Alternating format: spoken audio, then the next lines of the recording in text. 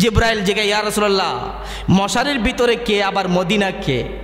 হাকিকত বুঝেন?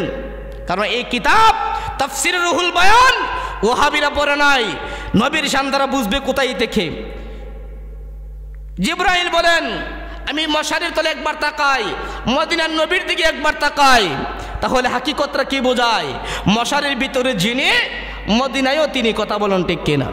তাহলে আমার নবীর শান আজমত ওহাবির চোখে কখনো ধরা পড়ে নাই, ওহাবিরা কখনো বুঝবে না। সেই জন্য আমার বাবারাম, ওই মায়ার নবী দয়াল নবীজির সূরত মোবারক, আমার নবীর সূরত মোবারক হলো 6টা। কয়টা সূরত? আমার নবীর সূরত মোবারক 6টা। সূরতে হাক্কি, সূরতে বাশারি, সূরতে মালাকি, সূরতে ময়রার সূরত, ফুলের সূরত। আমার নবীজির সূরত মোবারক হইল 6টা। কিন্তু ওহাবিরা বলে আমার নবীর সূরত কোনো সূরত মোবারক ছিল না। আমার মামারাম, আমার নবীর কোনো সূরত মোবারক শুধু একটা, তারা বলে সূরতে বাশারি। সূরতে বাশারি আমার নবীর সূরত একটা, হাকিকতে সূরতি একটা। হাকিকত মানে আল্লাহর সূরত, বাশার মানে আমাদের সূরত, ফেরেশতার জগতে মানে ফেরেশতার সূরত। মায়ের সূরতে আমার নবী রাখলেন। আমার নবীর আবার ফুলের রূপ ধারণ করে ফুল বানায়া শাজরাতুল ইয়াকিন গাছের মধ্যে আমার নবীরে আমার আল্লাহ রাখলেন। এই হলো 6টা আমার নবীজির সূরত মুবারক। জোরে কন্না সুবহানাল্লাহ। আমার বাবারাম, যারা আমার নবীজির সূরত মুবারক গুলা মানবে না তারা কাফের হয়ে যাবে। কারণ আমার নবীর একটা গুণকে অস্বীকার করলে যেমন কাদিয়ানি কাফের, নবীর শেষ নবী মানে না, এই জন্য কাদিয়ানি কাফের। আমার নবীর সূরত মুবারককে একটা অস্বীকার করলে সে কাফের হয়ে যাবে, তার ঈমান থাকবে না, সেই বেঈমান হয়ে দুনিয়া থেকে বিদায় হয়ে যাবে। এই জন্য আমার বাবাজিরা, আমি আপনাদের কাছে জানতে চাই আমার নবীর সূরত মুবারক কয়টা? আর জোরে কন্যা কয়রাম? নবীর সূরত মুবারক হলো 6টা। এই 6টা সূরত মুবারক মানতে হবে। কারণ আমাদের মাঝে যদি আল্লাহর সূরত নবীরে পাঠাই, সূরতে হাক্কি সূরতে হাক্কি আল্লাহর সূরত দিয়ে পাঠাই, তাহলে আমরা নবীরে চিনব না। নবীর যদি আমাদের কাছে ময়ূরের সূরত দিয়ে পাঠাই, নবীরে আমরা চিনব না। নবীর যদি আমাদের কাছে ফেরেশতার সূরতে পাঠাইতো, তাহলে আমরা নবীরে চিনতাম না। এই জন্য আমাদের কাছে নবীজি আমাদের বাশারিয়ার সূরত দিয়া, বাশারের সূরত দিয়া নবী আমাদের মাঝে আমার আল্লাহ পাঠাইছেন, নবীরে যেন আমরা চিনতে পারি, নবীর কাছে যেন আমরা যাইতে পারি। জোরে কন্না আল্লাহু আকবার। এই জন্য আমার বাবারা, আমার নবী আপনার নবী রাহমাতাল লিল আলামিন, নূর নবীজির নূরানির হাকিকতের কথা বলি, নবীজির গুণ মোবারকের কথা বলি। যেই মহান আল্লাহ পাক রব্বুল আলামিন আপনাকে আমাকে ওই শ্রেষ্ঠ নবীর উম্মত বানিয়ে এই পৃথিবীর মধ্যে পাঠিয়েছেন, সেই জন্য সকলে আবার জবান খুলে বলি আলহামদুলিল্লাহ। আমার বাবারা, যে মহান আল্লাহ পাক রব্বুল আলামিন আপনাকে আমাকে এই পৃথিবীর মধ্যে পাঠাইলেন, ওই আল্লাহ একদিন আপনাকে আমাকে আবার দুনিয়া থেকে নিয়ে যাবেন। কিন্তু আমার নবী আপনার নবীর উম্মত হওয়ার জন্য বাবা আদম থেকে শুরু করে ঈসা রুহুল্লাহ পর্যন্ত প্রত্যেকটি পয়গম্বর আল্লাহর দরবারে কেঁদেছেন। কিন্তু আমার আল্লাহ কোনো নবীকেই আমার নবীর উম্মত বানাই নাই, একমাত্র আপনাকে আমাকে বানিয়েছেন।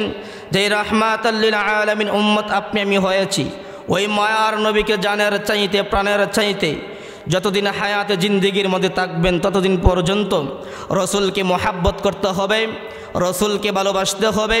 নবীর মোহাব্বত অন্তরে না থাকলে সে কখনো আমার আল্লাহ পাবে না, সে কখনো ইমানদার হতে পারবে না। আমি আপনাদের মাঝে যে কথাটা বলতে চাই, কথাটি হলো, এক মুরব্বী একটা যুবকের লাশ সামনে নিয়ে আল্লাহর দরবারে কাঁদে। মুরব্বী কান্না করে, মুরব্বীর পাশ দিয়ে এক যুবক পাগলা আল্লাহর ওলি চলে যাচ্ছেন। এমন সময় এ পাগলা আল্লাহর ওলি জিজ্ঞাসা করে, বাবা আপনি কান্দেন কেন? আমি কান্দি এই জন্য, আমার একটি সন্তান ছিল, আমার এই সন্তানটি কিছুদিন পূর্বে দুনিয়ার থেকে বিদায় হয়ে গেল।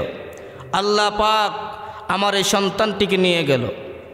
তাহলে আপনি এখন কান্দেন কেন? আপনার সামনে লাশটা কিসের? ওই পাগলা ডাক দিয়া বলেন, ইয়া বাবা, আপনি কেন কান্দেন? আপনার চোখের পানি কেন? এমন সময় ডাক দিয়া বলেন, আমি কেন কান্দি বাবা? তোমার কাছে বললে কোনো লাভ হবে না।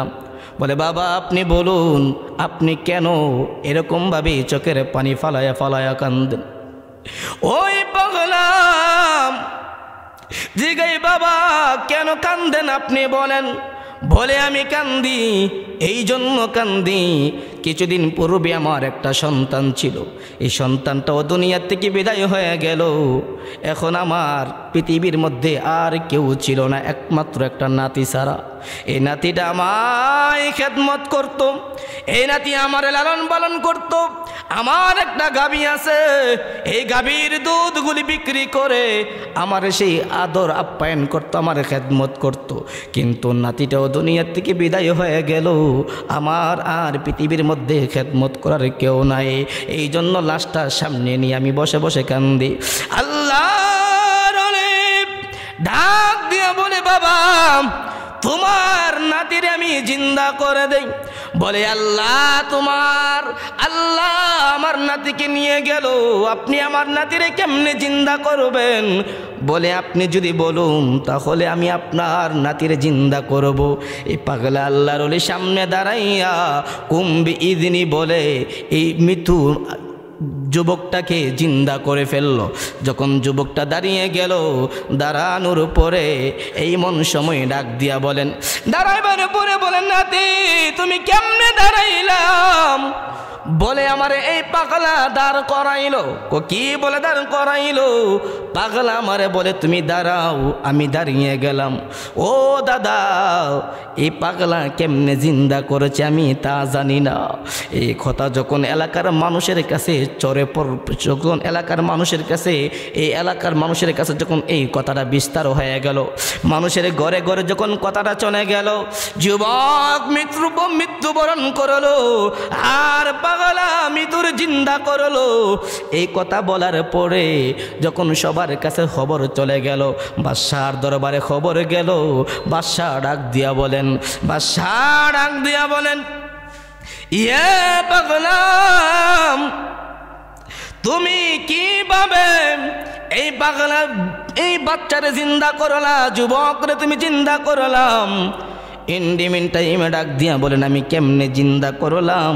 আমি বললাম, কুম্বি ইজিনি, আল্লাহর হুকুমে তুমি জিন্দা হয়ে যাও, তুমি আল্লাহর হুকুমে জিন্দা হও। এই কথা বলে নাই, আমি বললাম কুম্বি ইজিনি, আমার হুকুমে জিন্দা হয়ে যাও। বাদশা ডাক দিয়া বলেন, আপনি আল্লাহর নাম ব্যবহার করলেন না, আপনি আল্লাহর কথা বললেন না, আপনার হুকুমে এই বাচ্চাকে জিন্দা করলেন, আপনি তো শিরিক করলেন, আপনি শিরিক করেছেন। ইন্ডিমিন টাইমে ডাক দিয়া বলেন, আমি শিরিক করি নাই, আমি শিরিক করি নাই। কেন শিরিক করি নাই জানেননি? আমার আল্লাহ এই বিদ্যালোকের পৃথিবীর মধ্যে কোনো আপন লোক নাই, একটা মাত্র সন্তান ছিল, ওই সন্তানটা বিদায় হয়ে গেল। আবার মাত্র নাতিটা ছিল, নাতিটাকেও আমার আল্লাহ নিয়ে গেছে। আপনি বলেন আল্লাহর হুকুমে জিন্দা করতাম? আমি তাকায়া চিন্তা করে দেখলাম, আল্লাহর যদি আন্তাজ থাকতো তাহলে আমার আল্লাহ এই শিশু বাচ্চাটাকে মৃত্যুবরণ করাইতো না, এই যুবকটারে মৃত্যুবরণ করাইতো না। আমার আল্লাহর আন্তাজ নাই, এই জন্য আমি আমার হুকুমে এই বাচ্চাটাকে, এই যুবকটাকে আমি আল্লাহ জিন্দা, আমি পাগলা জিন্দা করলাম। বাদশা ডাক দিয়ে বলেন, ইয়া পাগলা, আপনি তো শরীয়তের খেলাফ করলেন, আপনি তো কাফের হয়ে গেলেন। পাগলা বলে, আমি কাফের হলে অসুবিধা নাই, কিন্তু আমি এই আল্লাহর দরবার থেকে এই বাচ্চার রুহুটা, এই যুবকের রুহুটা আমি আল্লাহর কাছ থেকে জোর কইরা আইনা এই যুবকটারে আমি জিন্দা করে দিলাম। ও বাদশা, আল্লাহর যদি আন্তাজ থাকতো তাহলে আমার আল্লাহ এই বিদ্যা লোকটারে পৃথিবীর মধ্যে কষ্ট দিত না, কারণ তার পৃথিবীর মধ্যে এই নাতি ছাড়া কেউ নাই, নাতি ছাড়া কেউ নাই। এই জন্য আমার আল্লাহ পাক রব্বুল আলামিন কোরআনুল কারীমের মধ্যে বলেছেন, আমি আমার বন্ধুদেরকে স্পেশাল পাওয়ারে দিয়েছি। বন্ধু যখন আমি আল্লাহর কাছে চাই, আমি কোনো কিছু না দিয়া আমি আল্লাহ থাকতে পারি না। জোরে কন্যা সুবহানাল্লাহ। আমার বাবারাম, যেহেতু রজবের চাঁদ, মেরাজের চাঁদ, আমি বাংলার জমিনের সমস্ত আলেমদের কাছে জানতে চাই, আমার নবীর খুজরা মুবারক থাকা অবস্থায়, আমার নবীর খুজরা মুবারক থাকা অবস্থায় আমার নবী কেন উম্মে হানির ঘর থেকে মেরাজ করলো? নবীর খুজরা মুবারক আছে, ঘর মুবারক আছে, কিন্তু নবীজি উম্মে হানির ঘর থেকে কেন মেরাজ করলো? সমস্ত আলেমদের কাছে আমার জানার বিষয়, সমস্ত আলেমদের কাছে জানতে চাই, নবী কেন উম্মে হানির ঘর থেকে মেরাজে গেল, আবার কেন মেরাজ থেকে এসে উম্মে হানির ঘরে আমার নবী ঢুকলো? সমস্ত আলেমদের কাছে আমার জানার বিষয়। আমার বাবারাম, আমার নবী, আপনার নবী মেরাজে গেল, আল্লাহর দিদার পাইল, আল্লাহর দিদার লাভ করে আমার নবী দুনিয়ার মধ্যে আগমন করলো। দুনিয়ার মধ্যে আগমন করার পরে আমার নবীর জিগাইল, ইয়া রাসূলুল্লাহ, নবী গো, ও মায়ার নবী, দয়াল নবী, আপনি কি আমার আল্লাহরে দেখছেন? বলে, আমি আমার আল্লাহরে দেখছি। ইয়া রাসূলুল্লাহ, নবীজি, আপনি আমার আল্লাহরে কোন শুরুতে দেখছেন? আমার নবী ডাক দিয়া বলে, গুফবিহীন যুবকের নেই, আমি আমার আল্লাহরে দেখে আসছি। এ সাহাবীরা, ও দুনিয়ার মানুষ, তোমরা শোনো, আমি আমার আল্লাহরে গুফবিহীন মুসবিহীন যুবকের মতন আমি আমার আল্লাহরে দেখে আসছি। আমার বাবারা, এই মেরাজ কিন্তু ওয়াহাবিরা মানে না, এই মেরাজ কিন্তু ওয়াহাবিরা বিশ্বাস করে না। ওয়াহাবিরা বলে, আমার নবী আমার আল্লাহর দেখে নাই, স্বপ্নের ঘরে দেখেছেন।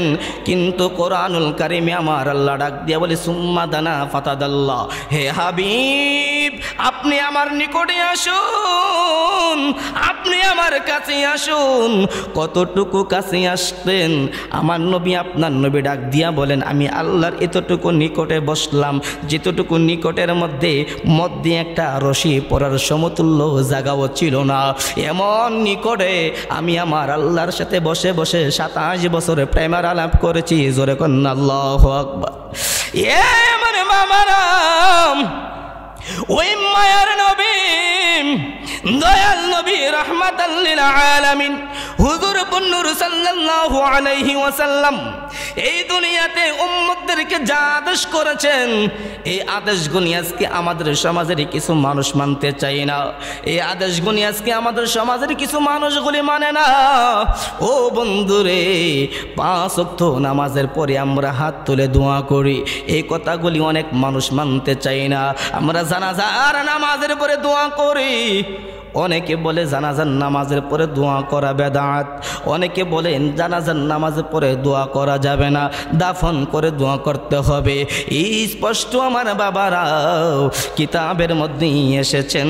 আমার নবী আপনার নবী ডাক দিয়া বলেন, আমার নবী আপনার নবী ডাক দিয়া বলেন, মিশকাত শরীফের মধ্যে আমার নবী সুন্দর করে উল্লেখ করে বলেন, আন আবি হুরায়রা রাদিয়াল্লাহু তাআলা আন ক্বালা ক্বালা রাসূলুল্লাহ সাল্লাল্লাহু আলাইহি ওয়াসাল্লাম, ইযা সাল্লাইতুম আলাল মাইয়িতি ফাআখলিসু লাহু দুআ, রাওয়াহু আবু দাউদ ও ইবনে মাজাহ শরীফের মধ্যে আমার নবী সুন্দর করে আমার নবী ডাক দিয়া বলেন, মানুষ যখন মারা যাবে, যার মারা যাওয়ার পরে ওই মানুষের জানাজার নামাজটুকু আদায় করে ফাআখলিসু, খাস করে তার জন্য দোয়া করো।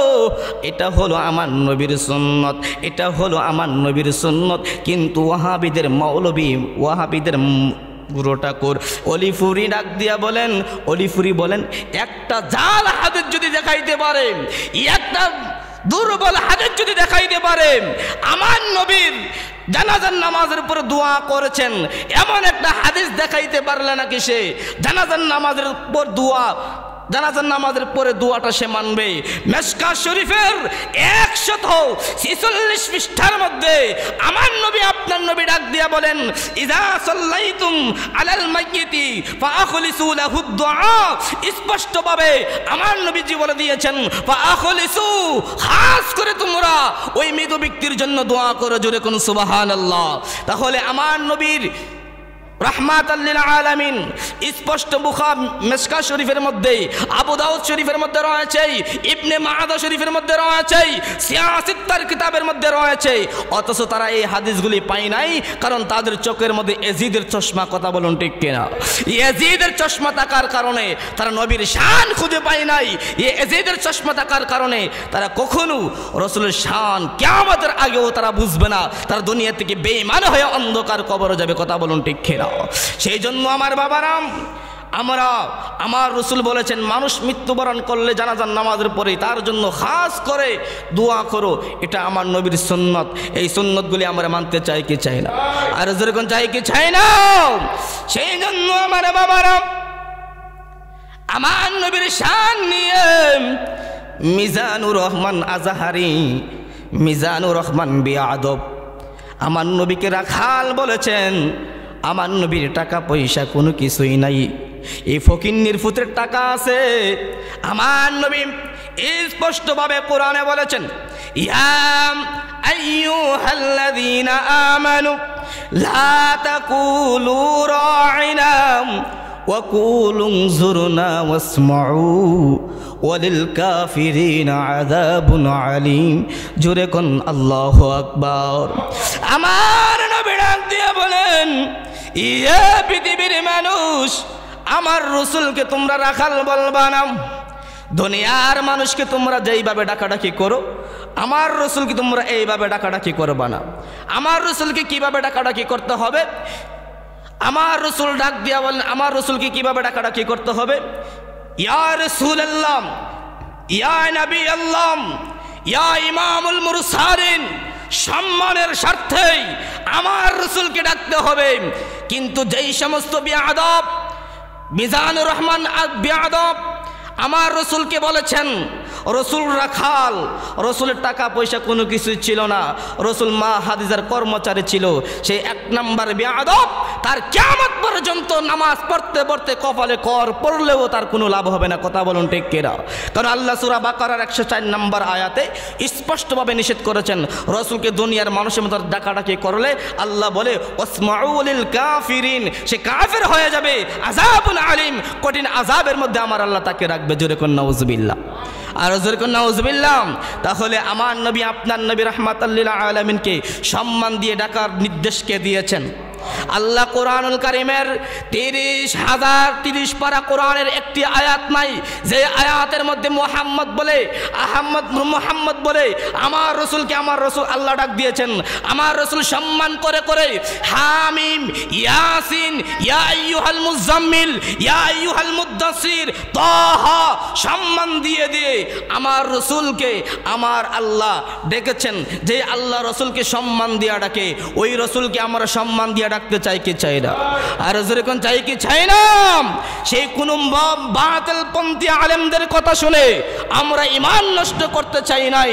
আমরা চাই এই পৃথিবীর মধ্যে রাসূলের শান নিয়ে জীবন, রাসূলের শান বলতে যায় যদি জীবন চলে যায়, আমরা জীবন দিতে প্রস্তুত। কথা বলুন ঠিক কিনা?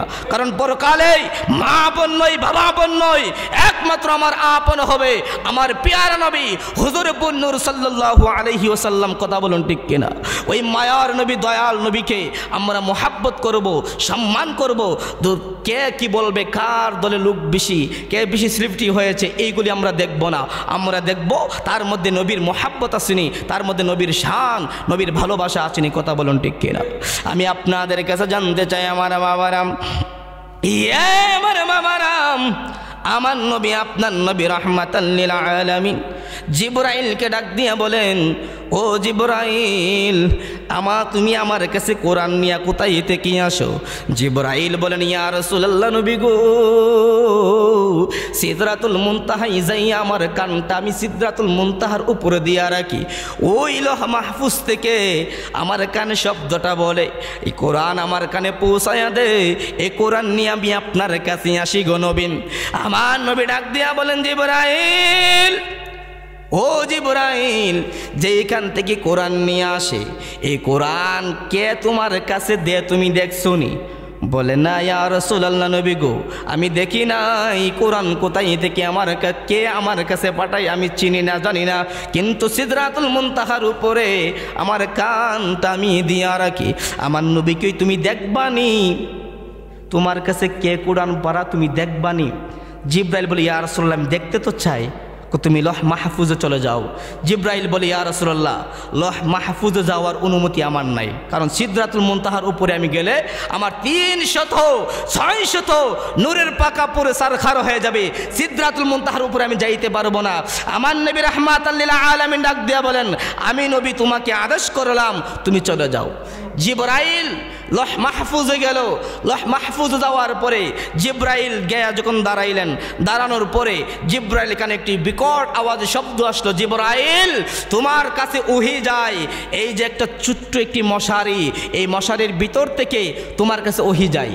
জিবরাইল মশারি দেখে চলে আসলো, আয়েশা নবীকে বললেন, ইয়া রাসূলুল্লাহ লৌহ মাহফুজে আমি গেছিলাম, যাইয়া দেখি ছোট্ট একটি মশারি টানানো, এটার ভিতর থেকে নাকি আমার কাছে ওহী আসে। আমার নবী ডাক দিয়া কই, জিবরাইল ওই মশারির ভিতরে কে তুমি দেখছো? জিবরাইল বলে, ইয়া রাসূলুল্লাহ না আমি দেখি নাই। কই এই মশারির ভিতরে কে? তুমি জিবরাইল যাইয়া দেখে আসো। জোরে কোন আল্লাহু আকবার। জিবরাইল চলে গেলেন, যাইয়া এই মশারির তলে দেখে, মশারিটা আলগি দিয়া দেখেন, মশারির তলে একবার তাকায়, আবার মদিনার নবীজির চেহারা মুবারকের দিকে একবার তাকায়। জোরে কোন সুবহানাল্লাহ। জিবরাইল জিজ্ঞাসা, ইয়া রাসূলুল্লাহ মশারির ভিতরে কে, আবার মদিনা কে? হাকিকত বুঝেন? কারণ এই কিতাব তাফসীর রুহুল বয়ান ওহাবিরা পড়ে নাই, নবীর শান দ্বারা বুঝবে কোথায় থেকে।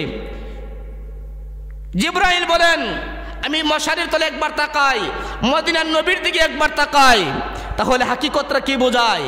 মশারির ভিতরে যিনি, মদিনায়ও তিনি, কথা বলেন ঠিক কিনা? তাহলে আমার নবীর শান আজমত ওহাবির চোখে কখনো ধরা পড়ে নাই, ওহাবিরা কখনো বুঝবে না। সেই জন্য আমার বাবারাম, ওই মায়ার নবী দয়াল নবীজির সূরত মোবারক, আমার নবীর সূরত মোবারক হলো 6টা। কয়টা সূরত? আমার নবীর সূরত মোবারক 6টা। সূরতে হাক্কি, সূরতে বাশারি, সূরতে মালাকি, সূরতে ময়রার সূরত, ফুলের সূরত। আমার নবীজির সূরত মোবারক হইল 6টা, কিন্তু হাবিরা বলে আমার নবীর সূরত কোনো সূরত মোবারক ছিল না। আমার মামারাম, আমার নবীর কোনো সূরত মোবারক শুধু একটা, তারা বলে সূরতে বাশারি। সূরতে বাশারি আমার নবীর সূরত একটা, হাকিকতে সূরতি একটা। হাকিকত মানে আল্লাহর সূরত, বাশার মানে আমাদের সূরত, ফেরেশতার জগতে মানে ফেরেশতার সূরত। মায়ের সূরতে আমার নবী রাখলেন, আমার নবীর আবার ফুলের রূপ ধারণ করে, ফুল বানায়া শাজরাতুল ইয়াকিন গাছের মধ্যে আমার নবীরে আমার আল্লাহ রাখলেন।